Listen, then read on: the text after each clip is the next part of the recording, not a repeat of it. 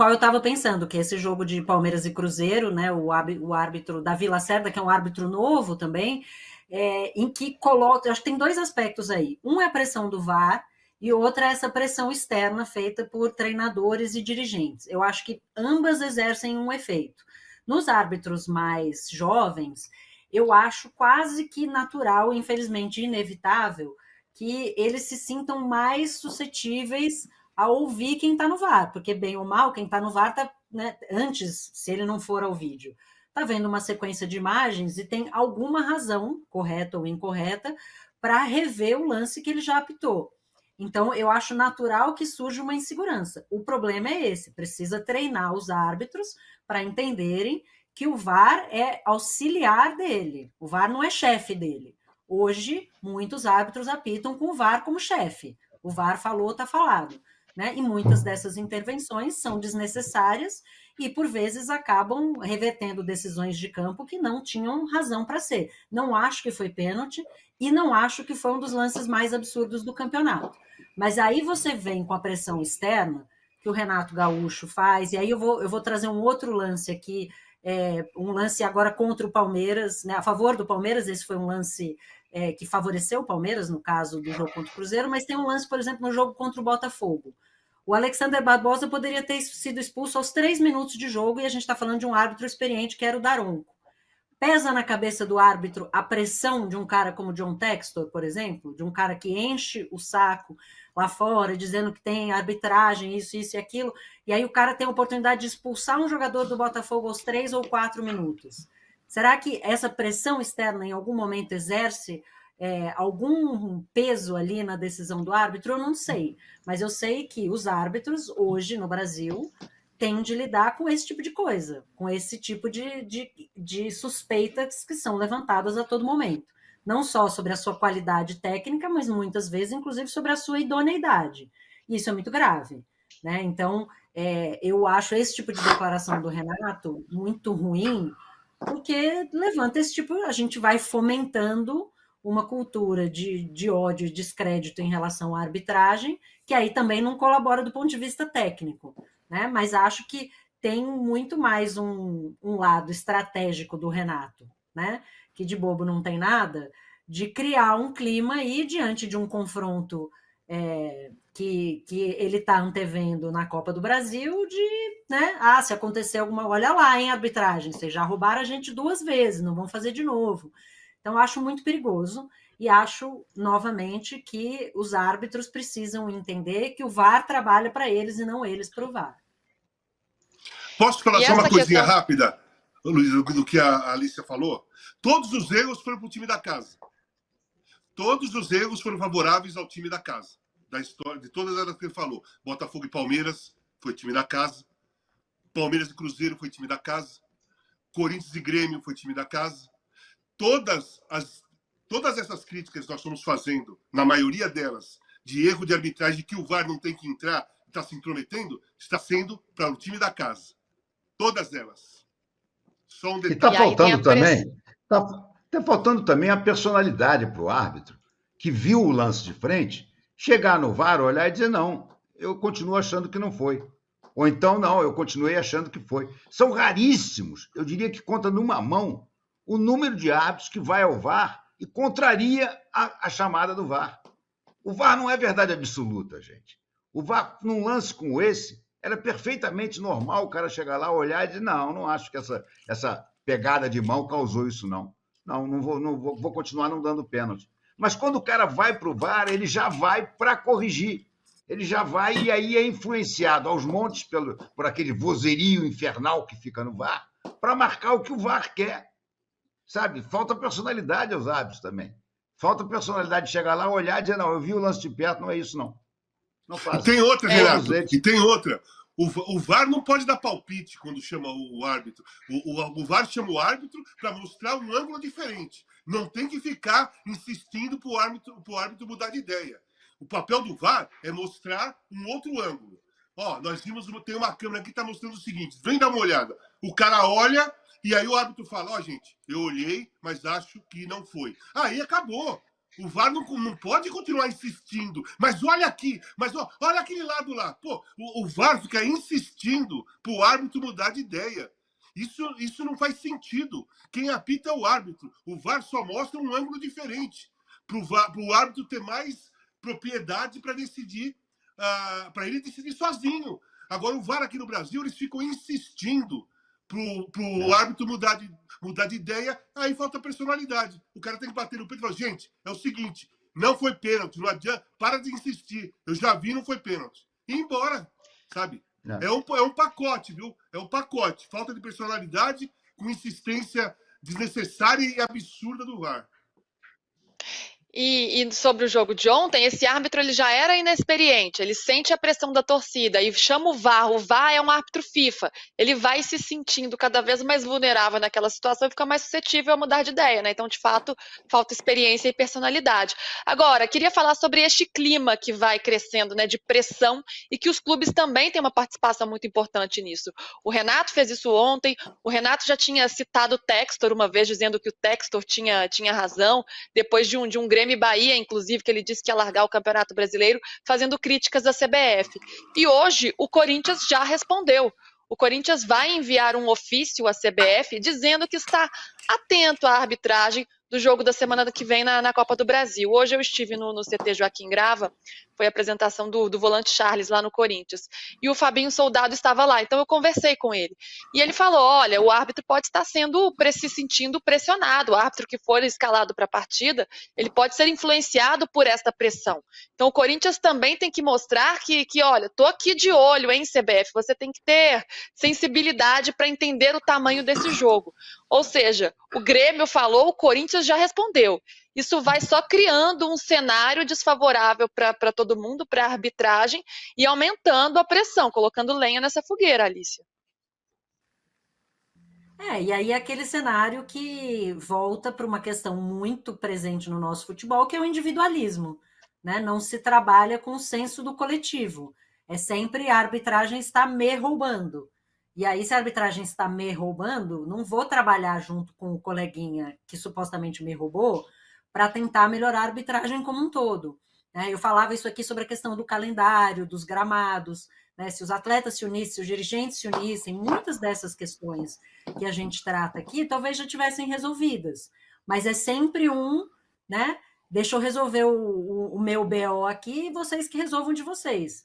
Então, eu acho muito perigoso, até porque a gente já vive num clima muito bélico, né? E aí vai a gente está falando aqui do Textor, por exemplo, e é uma partida entre Botafogo e Palmeiras, numa rivalidade que não existia, e de repente tem boneco de dirigente pendurado em viaduto sendo enforcado.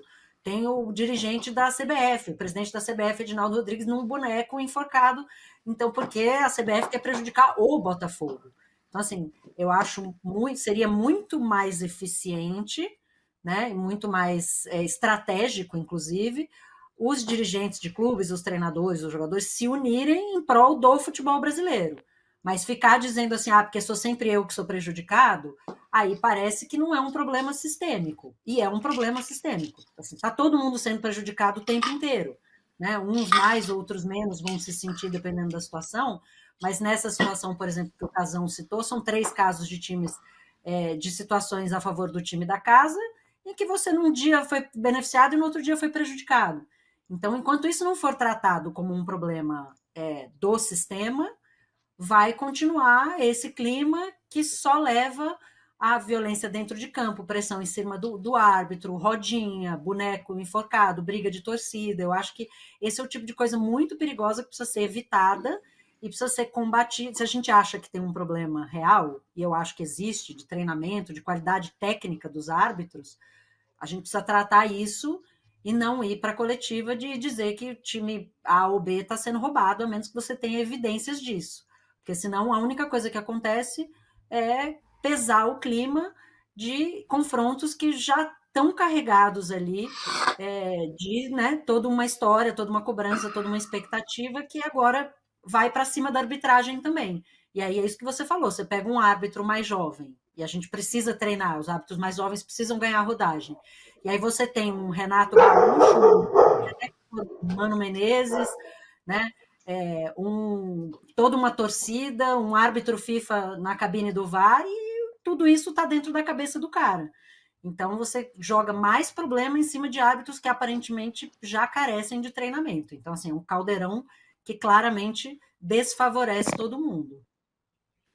Ganhamos mais um novo integrante do Fim de Papo, é isso? Quem que bradou aí, palpitando sobre o assunto por aí? Vocês ouviram? Não? Tô doida, então. Um cachorro latindo, quem que era, gente? Latindo. Não, são os meus cachorros aqui. Mas isso que eu quero saber. Eles estão participando do programa. Mutei o microfone e ainda assim vocês ouviram? Caramba! Sim, eles estão palpitando aqui sobre o assunto. Eu mutei depois do primeiro latido. Vocês não ouviram os outros, que ele continuou latindo. Agora tá bravo, Renato. Olha, esse é o tema da nossa enquete de hoje, que é a seguinte: o Corinthians tem razão de ir à CBF? A pergunta é: sim, o Grêmio quer pressionar o árbitro ou não vai soar mal? O Renato vai inflamando, né? O clima vai esquentando. Você crê que isso seja perigoso também, como a Alicia colocou? Você acha que isso pode interferir no espetáculo ou criar um clima bélico que chega a ser perigoso de fato? Não, sem dúvida, isso não ajuda em nada. Agora é aquela velha história, você não reclama do que passou, você está reclamando para o próximo jogo, é sempre assim. O Textor, o que ele fez, foi para esse campeonato inteiro.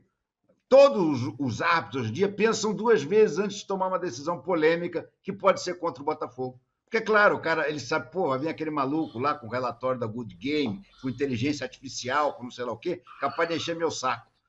Então, todo mundo que reclama, e o Textor, para mim, é o maior exemplo disso, porque exacerbou a um ponto nunca visto, né? Aparecer com relatórios de 2 campeonatos comprados, de repetições sem fim de jogos manipulados, de jogadores que manipularam, até o time dele, ele chegou ao absurdo de chegar a dizer isso. Então, isso aí cria um clima muito ruim, eu concordo. Agora, infelizmente, o futebol brasileiro é assim. Teria que haver uma reformulação muito grande, que eu acho que precisa começar pela educação dos cartolas e pela melhora dos árbitros. A questão do VAR, que repito, não acho o VAR uma porcaria, não acho que deva se pensar em acabar com o VAR, mas tem que se qualificar os nossos árbitros, tanto os de campo quanto os do VAR. E tem que haver orientações bem claras. Sabe, olha que VAR, você chama, como estávamos falando aqui, você chama e mostra o que você olhou em outros âmbitos só. Agora não é os caras ficarem pressionando o juiz até ele mudar, entendeu? E também não adianta os cartolas no dia seguinte fazerem os escândalos que fazem. Mas enquanto uma coisa não consertar, a outra não conserta. Eles são meio vaso comunicante, entendeu? A arbitragem continua ruim e o cartola continua reclamando. A arbitragem não vai melhorar e o cartola vai continuar pressionando. É uma tristeza. Isso chama-se educação, que infelizmente o nosso país carece dela em vários níveis, inclusive no esporte, no futebol. E aí a gente vai correndo em volta do próprio rabo, né? A roda que vai girando no mesmo lugar e não sai do lugar nunca. Agora, para a gente seguir aqui no Corinthians, só encerrando para dar uma informação, o volante Charles foi apresentado hoje, né? Um jogador de 28 anos que tem contrato até 2028 agora, que chega para suprir uma necessidade ali do meio de campo, depois que o Maicon se machucou, o Paulinho foi embora, enfim. Mas continua a promessa de que vai chegar um reforço midiático e tal, e o Corinthians agora acertou um novo patrocinador, que é com a casa de apostas Esportes da Sorte. A gente espera que não perca esse contrato de patrocínio de novo, né? Que espera que as coisas andem bem ali para não perder um contrato milionário. Mas aí nessas promessas, uma delas é que esta empresa vai viabilizar a chegada de um reforço. Ô Casão, você já vinha falando sobre a necessidade de o Corinthians trazer um atacante, trazer um centroavante, que seria uma posição ali em que o Corinthians está deficitário, vamos dizer assim, né? Tem uma demanda ali. Técnica. E aí saiu. Deficiência técnica. Deficiência técnica. Exato. O problema é o que tem não está atendendo, a qualidade não está no patamar que se precisa. Mas aí hoje o Samir Carvalho, que é nosso colunista aqui no UOL, ele trouxe um nome que o Corinthians estaria à procura dele, que seria de Roberto Firmino. Jogador, né, que o Brasil conhece por sua participação na seleção brasileira, em Copa do Mundo e tal, e que hoje está com 32 anos, joga no Al Ahly da Arábia Saudita.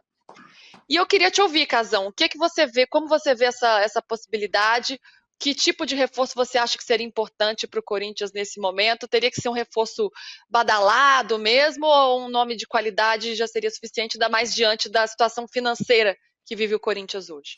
Então, eu escrevi sobre essa possibilidade e coloquei uma dúvida sobre se seria bom para o Corinthians ter o Firmino. Bom, vamos começar por partes. O Corinthians precisa de um centroavante que faça gols e que tenha uma qualidade técnica suficiente para dialogar com o Rodrigo Garro. Rodrigo Garro, ele carrega nas costas o time tecnicamente. O Rodrigo Garro carrega o time nas costas tecnicamente. Todas as jogadas saem do pé dele. Ele tem a batida de bola precisa, como ele fez o gol ontem. Ele coloca os caras em condição de chutar, de fazer gol. As bolas, ele arma jogadas para o Roberto, por exemplo. O Roberto desperdiça todas, gente. Todas. Não consegue dominar a bola para ele chutar. Domina, adianta, o goleiro sai, mata no peito, vai para o goleiro. Cara, é uma coisa inacreditável. É uma coisa inacreditável o que acontece com os fundamentos do Roberto. O Roberto é um jogador que ele se entrega o tempo todo, cara. Ele corre atrás, ele luta, ele participa das jogadas, ele acredita em todas as bolas, faz muita falta em zagueiro, faz muitas faltas em zagueiro, não falta espírito de luta para ele. Só que, cara, é um centroavante que acabou o primeiro turno e ele fez 3 gols. O terceiro foi ontem. 3 gols. Sabe quantos pontos o Roberto deu para o Corinthians com 3 gols? 2. Foram 2 empates. Ele fez 2 com o Atlético Goianiense e fez 1 ontem. E o de ontem não foi nem o gol que empatou, porque o gol que empatou foi o do Garro. Então o que eu falo é o seguinte, precisa... É claro que um centroavante, é sempre bom um centroavante que faz um montão de gols, é artilheiro do campeonato, tal. Mas quando você não tem esse tipo de jogador, é importante o peso do gol. Não a quantidade de gols, é o peso do gol. Eu sempre pensei dessa maneira, desde quando eu jogava. O peso do gol. O peso do gol é importante. Você tem que fazer. Por exemplo, ele fez 3 gols. 2 num jogo e 1 no outro. Se tivesse ganho a partida, seriam 6 pontos. Aí você fala, puta gol de peso. Mas não. Além da quantidade ser mínima para 19 jogos, né? Pô, você tem um turno inteiro. Ele tinha feito 2 até ontem. Terceiro, ok. Pode melhorar? Pode. Tem que melhorar. Mas a qualidade dos fundamentos dele atrapalha. Ele faz poucos gols mesmo. Poucos gols. Eu vejo um monte de matéria. Parece que é para... Não sei que tipo de matéria que é. Luiz Alberto é o artilheiro do Corinthians esse ano. 14 gols. Gente, 14 gols no ano. Nesse campeonato são 3. E está disputando o campeonato agora. Os 14 que ele já fez não vai decidir título nenhum. Já foi feito. Análise tem que ser dos gols que está fazendo o que pode fazer. Então o Corinthians precisa de um centroavante, sim. Precisa de um centroavante com fundamentos melhores e que faça gols. Não estou falando que precisa fazer 20. O Corinthians precisa de um cara que o segundo turno faça 6. E contando com os gols do Kaká de cabeça, os gols do Garro, gol de um outro jogador e tal. O Corinthians fez 17 gols e tomou 25. Ele termina o primeiro turno com menos 8. Cara, é urgente um cara que faça gols. É urgente que os números, se não querem acreditar no que estão vendo no campo, acreditem nos números. O Corinthians fez 17 e tomou 25. Firmino. Cara, pensa comigo, até escrevi isso. O Corinthians inflacionou a folha de pagamento deles com jogadores medianos. Inflacionou. Então eu te pergunto para vocês, Alicia, Renata e Luísa, se o Igor Coronado, que não jogou em nenhuma liga forte, em nenhum grande clube, não passou pela seleção brasileira, ganha 2 milhões, quanto o Firmino merece ganhar, sendo que ele ganhou todos os títulos com o Liverpool, fez o gol da final contra o Flamengo, foi para a Copa do Mundo de 18, quanto vai ganhar o Firmino? 2 milhões também, igual o Igor Coronado, que não jogou em nenhum lugar, e a história dele é completamente distante da do Firmino? Então, cara, não dá para fazer isso. Porra, procura aqui na América do Sul um centroavante mais jovem, que aguerrido, argentino, uruguaio, contrata um jogador que no futuro você possa negociar também. possa dar algum retorno. Você vai trazer o Firmino, com 32 anos, que vai fazer 33, 2 de outubro, ele faz 33 anos, que vem da Arábia Saudita, vai ganhar muito, né? É como eu falei, você paga 2 milhões por Igor Coronado, o Firmino tem que ganhar 4. Né? O Corinthians tem uma dívida de 2 bi, então entrou um patrocínio novo, vai entrar uma grana pesada, o Corinthians tem que ter inteligência. Precisa contratar um centroavante mesmo. Procura aqui na América do Sul um jogador mais jovem, um cara que faça gols, um brigador com fundamentos melhores. Uau!